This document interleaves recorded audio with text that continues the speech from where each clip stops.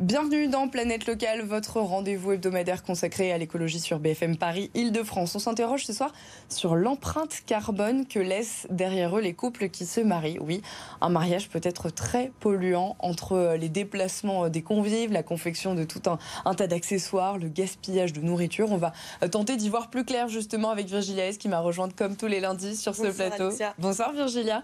Et puis on tentera évidemment de donner des solutions à nos téléspectateurs au cours de la grande interview de Planète Locale, car oui, organiser un mariage éco-responsable, c'est possible. Avant cela, Virgilia, les mariages, on le sait, sont en train de se préparer déjà. Et oui, déjà, puisqu'on est beaucoup, ou en tout cas il y a beaucoup de franciliens qui se marient l'été, de Français aussi, donc on est en plein dans la période des préparatifs.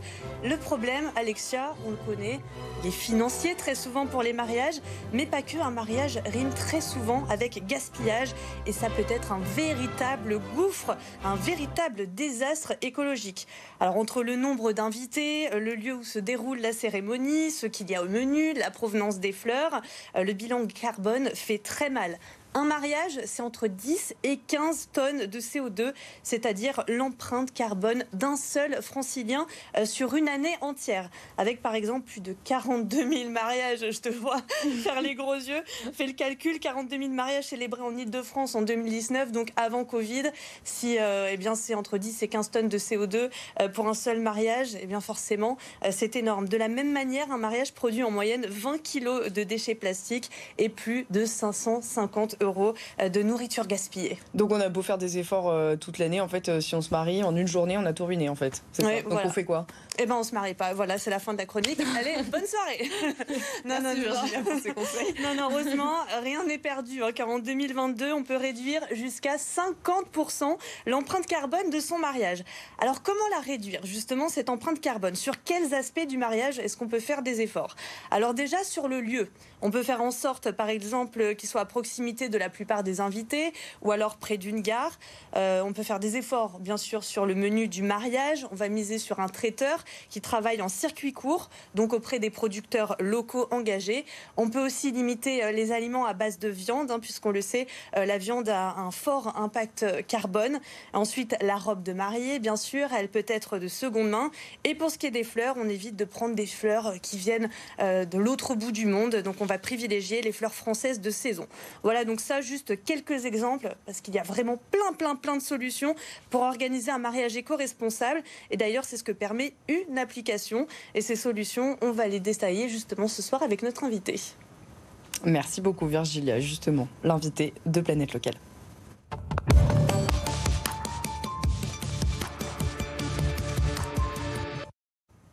Bonsoir Céline Etaki. Bonsoir. Vous êtes la cofondatrice justement de cette application qui s'appelle Mariez-vous, qui est une application que vous avez créée avec votre mari Julien. Et c'est justement suite à votre expérience personnelle, suite à votre mariage. Oui, juste après notre mariage, nous on avait choisi la seconde main pour notre mariage, pour le coût et la personnalisation. Et après notre mariage, on a voulu revendre toute cette décoration. On en avait beaucoup.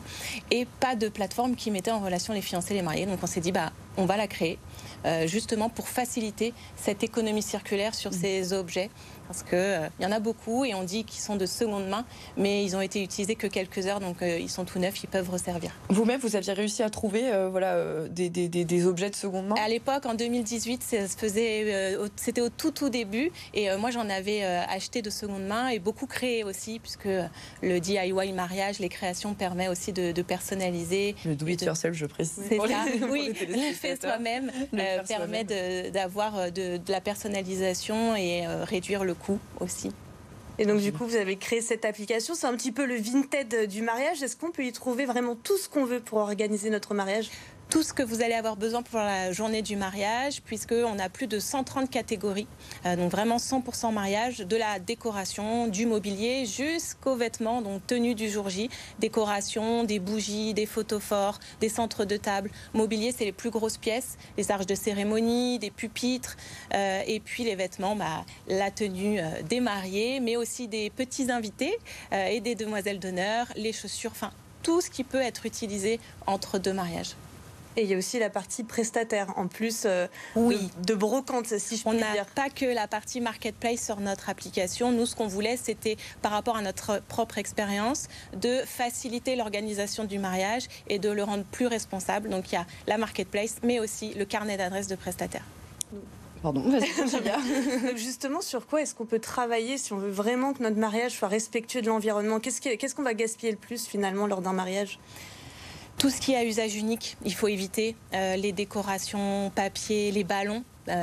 C'est un jour on les jette, donc ça fait beaucoup de déchets. Donc privilégier la décoration qui va se réutiliser, ne pas utiliser de vaisselle jetable aussi, les gobelets, privilégier de la verrerie ou des belles assiettes. Maintenant il y a des très belles assiettes vintage qui reviennent à la mode. Essayer de limiter tout ce qui va se jeter sur cette journée-là. Finalement, est-ce que depuis le lancement de votre application, vous avez remarqué qu'il y avait un certain engouement, qu'il y avait un intérêt grandissant justement des couples qui vont se marier? Oui, on a lancé l'application en 2020, donc il y a déjà 2 ans, et on est déjà à 55 000 téléchargements. Donc ça prouve que le concept plaît, et ils sont de plus en plus à nous dire que c'était la solution qui manquait dans le monde du mariage, puisque ça n'existait pas.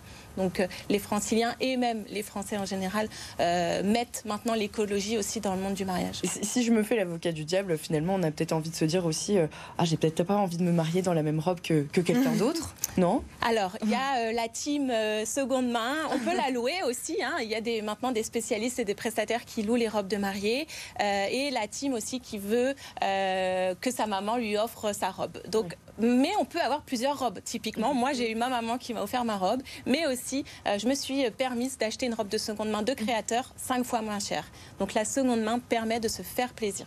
Oui, c'est plus par superstition peut-être qu'on va éviter. Il y aura des demoiselles qui vont par superstition, mais ça permet vraiment d'avoir des belles pièces si aujourd'hui on n'a pas les moyens d'aller chez un Et effectivement, donc vous le disiez, vous l'avez payé 5 fois moins cher parce qu'on a cette démarche écologique. Et en plus, visiblement, ça coûte moins cher d'organiser tout un mariage de seconde main? Ça coûte moins cher parce qu'on va faire des petits gestes, donc des économies sur la décoration. Et on va pouvoir peut-être se permettre de prendre un prestataire supplémentaire qu'on n'aurait pas pu. Le vidéaste, souvent, est oublié, par exemple. Donc ça permet soit d'avoir le même budget qu'un mariage dit classique, ou en tout cas de se faire plus plaisir. Et le vidéaste, comment on peut trouver un vidéaste éco-responsable? On peut trouver des prestataires éco-responsables sur Alors nous, notre carnet d'adresses, en effet, on référencie des prestataires passionnés et engagés. On veut que chacun, à son échelle, puisse faire un ou plusieurs gestes. Le vidéaste, eh bien, il va avoir du matériel reconditionné, privilégier l'achat aussi de seconde main pour son matériel, ne pas stocker trop longtemps les films pour ses mariés. Ça réduit aussi l'empreinte carbone des serveurs. Il y a des photographes et des vidéastes qui ont des harnais en cuir végétal. Donc il y a plein de solutions en fait en fonction des prestataires que peut-être on ne connaît pas quand on est fiancé. Et en venant chez Mariez-vous, eh bien vous découvrez ces petits gestes, chacun à son niveau, qu'on soit maquilleuse, traiteur, fleuriste. Aujourd'hui, vous avez combien de prestataires sur votre application? Et est-ce que ça vous arrive de refuser certains prestataires? Alors aujourd'hui, on est à plus d'1 millier de prestataires référencés en France, dont 350 sur l'Île-de-France. Et oui, ça nous arrive de refuser des prestataires s'ils n'ont pas de démarche écologique ou de qualité. Nous, on échange avec chacun de nos prestataires. Ce qu'on veut, c'est que les fiancés retrouvent un carnet d'adresses vraiment de qualité. C'est pas facile de trouver ces prestataires de mariage de confiance. Donc, on échange avec eux pendant des entretiens. Et à la suite de cet entretien, eh bien, soit on référencie le prestataire, soit on ne le référencie pas et on lui refuse le motif du refus. Donc s'il y a des prestataires qui nous regardent ce soir peut-être, pour s'inscrire, pour pouvoir apparaître sur votre application, il suffit simplement déjà de vous envoyer un message, j'imagine. Oui. Et ensuite, il y a tout un casting. Alors un casting, vous pouvez tout retrouver, nos valeurs et l'ADN de Mariez-vous sur mariez-vous.fr tout simplement. Et vous pouvez vous référencer directement. Et après, il y a la partie, en effet, modération, le rendez-vous avec Céline. Et je voulais savoir aussi, est-ce qu'il y a des idées reçues sur les mariages éco-responsables? Parce que par exemple, quand on a envie d'organiser un buffet, par exemple, éco-responsable, on a tendance à s'imaginer peut-être qu'on va manger des graines. Enfin, c'est vraiment un cliché que j'ai déjà entendu. C'est les clichés. Alors, il y en a un autre, c'est les toilettes sèches le jour du mariage. Non, rassurez-vous, un mariage éco-responsable peut être éco-responsable et aussi beau qu'un autre mariage. C'est facile à faire et on ne peut ne pas rentrer dans ces clichés de manger des graines. Il suffit d'avoir un mariage de saison avec des produits locaux, comme vous l'avez dit, des produits bio. Parlez à vos prestataires, c'est eux les professionnels et c'est eux qui vont pouvoir vous conseiller sur les petits gestes à faire. J'ai une dernière question. Qu'est-ce que vous diriez finalement à quelqu'un qui hésite encore à se lancer dans un mariage éco-responsable ? Mariez-vous. Téléchargez l'application Mariez-vous. Avec nous, vous allez dire oui 2 fois, un oui à l'amour, mais aussi un oui à la planète. Et c'est pas plus difficile d'organiser un mariage éco-responsable, bien au contraire. Et on rappelle que votre application est totalement gratuite et disponible sur tous les smartphones. Vous serez également sur le salon du mariage et de la réception à Massy-Palaiseau, c'est ça ? Ce week-end, oui, c'est la première fois en Ile-de-France, c'est inédit, un salon du mariage où les fiancés vont pouvoir trouver leurs prestataires, mais aussi leur décoration, puisqu'on fait une braderie spéciale mariage pour acheter de seconde main. Eh bien, merci beaucoup. Eh bien, on va y aller. On vous attend, les filles. Merci beaucoup, Céline Etaki. On le rappelle, vous avez donc fondé l'application Mariez-vous, une appli qui permet donc de trouver des articles de seconde main pour le mariage, des prestataires aussi. C'est éco-responsable et en plus, c'est moins cher. Voilà, merci à toi aussi, Virgilia, pour la préparation de cette émission. On se retrouve lundi prochain pour un nouveau numéro de Planète Locale. En attendant, vous allez pouvoir retrouver cette émission sur notre site internet bfmparis.fr et sur notre application de replay RMC BFM Play. Vous connaissez évidemment ces applis et ces sites internet. On vous laisse donc y aller pour retrouver l'intégralité de cette émission.